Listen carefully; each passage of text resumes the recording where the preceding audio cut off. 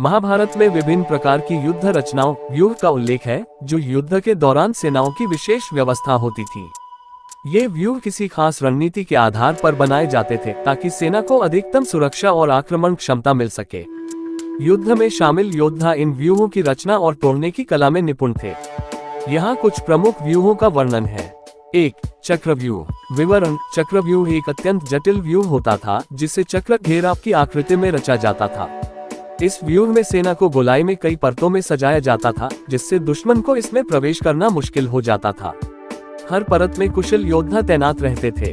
प्रसिद्ध घटना: अभिमन्यु ने इस व्यूह में प्रवेश कर लिया था, लेकिन केवल प्रवेश का ज्ञान था, बाहर निकलने का नहीं। इसलिए वह बीच में फंस गया और वीरगति को प्राप्त हुआ।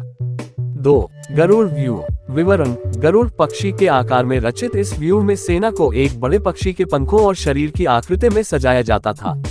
इसका उद्देश्य दुश्मन को भ्रमित करना और आक्रमण की दिशा को छिपाना होता था। प्रयोग: द्रोणाचार्य ने गरुड़ व्यूह का प्रयोग कई बार किया। यह दुश्मन की सेना के बीच में प्रवेश कर उसे चारों तरफ से घेरने के लिए किया जाता था। 3. पद्म कमल व्यूह। विवरण: इस व्यूह में सेना को कमल के आकार में सजाया जाता था। इसमें केंद्र से चारों ओर फैलाव की व्यवस्था होती थी, जिससे दुश्मन को आक्रमण करने में कठिनाई हो। इस व्यूह की विशेषता ये थी कि इसे तोड़ने में कुशलता चाहिए होती थी, वरना दुश्मन फंस जाता था। प्रयोग: ये व्यूह शत्रु को भ्रमित करने और उसके प्रमुख योद्धाओं को फंसाने के लिए इस्तेमाल किया जाता था। 4. शर व्यूह। विवरण: शर व्यूह का आकार एक तीर की भांति होता है। इसमें सेना को एक तीर की धार की तरह व्यवस्थित किया जाता था, जिसमें आगे के योद्धा पूरी शक्ति से शत्रु पर आक्रमण करते थे। प्रयोग: इस व्यूह में आक्रमण तेज और एकाग्र होता था, जिससे दुश्मन की पंक्तियां जल्दी टूट जाती थी। इसका मुख्य उद्देश्य तीव्रता और शक्ति के साथ हमला करना होता था। 5. मकर मगरमच्छ व्यूह। विवरण: इस व्यूह में सेना को मकर मगरमच्छ के आकार में सजाया जाता था। इसका मुख्य उद्देश्य दुश्मन को एक बार में पकड़कर समाप्त करना होता था, जैसे मगरमच्छ अपने शिकार को जकड़ लेता है। प्रयोग: मकर व्यूह का उपयोग विशेष रूप से घातक हमलों के लिए किया जाता था, जहां दुश्मन को चारों ओर से घेरकर खत्म किया जा सके। 6. त्रिशूल व्यूह। विवरण: त्रिशूल के आकार में व्यूह में सेना को त्रिशूल की आकृति में सजाया जाता था, जिसमें 3 प्रमुख दिशाओं से आक्रमण होता था। प्रयोग: इस व्यूह का उद्देश्य दुश्मन को 3 अलग अलग दिशाओं से घेरना और उसे भ्रमित करना होता था। यह विशेष रूप से शक्तिशाली और उग्र आक्रमण के लिए उपयोगी होता था। 7.